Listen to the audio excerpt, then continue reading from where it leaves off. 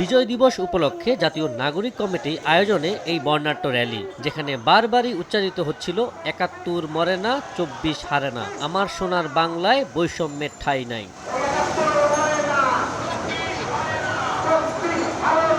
দুপুরে জ্বালাময়ী স্লোগানমুখর মিছিল থেকে আওয়াজ ওঠে সার্বভৌমত্ব ও স্বাধীনতার প্রশ্নে আপোষহীন অবস্থানের বিষয়ে। বিকেলে নাগরিক কমিটির আহ্বানে র্যালিতে অংশ নেয় স্কুল, কলেজ, বিশ্ববিদ্যালয় ও মাদ্রাসার শিক্ষার্থী সহ বৈষম্য বিরোধী ছাত্র আন্দোলনের নেতাকর্মীরাও। গালে বাংলাদেশের পতাকা এঁকে লাল সবুজ পোশাক পরে পরিবার নিয়েও অনেকেই ছিলেন র্যালিতে।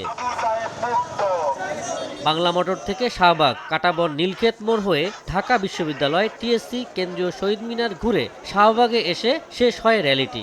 বিজয় দিবস কি একটা জিনিস সেটাই বুঝতাম না। সবকিছুর ভিতরে কেন্দ্রিক ছিল শেখ হাসিনা, শেখ মুজিব। বিগত বছর আমরা এগুলো করতে পারি নাই। স্বাধীনতার পর আমরা স্বতঃস্ফূর্তভাবে এখন আপনার পালন করতে পারতেছি, তাই আমরা একত্রিত হয়ে এই জায়গার মধ্যে বিজয় দিবস পালন উদযাপন করছি।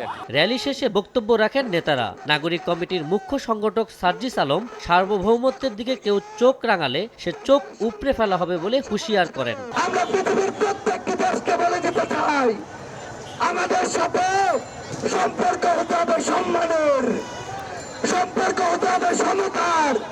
কেউ যদি শোষণের দৃষ্টিতে আমাদের দিকে তাকায়, আমরা সেই চোখ উপড়ে ফেলবো। আওয়ামী লীগের বিচার ছাড়া কোনো নির্বাচন হতে দেয়া হবে না বলে সাফ জানিয়েছেন নাগরিক কমিটি। আওয়ামী লীগের বিচার ছাড়া বাংলাদেশে কোনো ইলেকশন হবে না।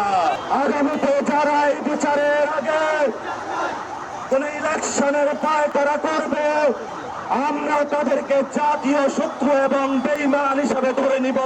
মুক্ত পরিবেশে বিজয় উদযাপনের উচ্ছ্বাস ছিল সবার চোখে মুখে। সেটাও আমরা প্রস্তুত মোকাবেলা করতে। আবু সাইদ নিশান, সময় সংবাদ, ঢাকা।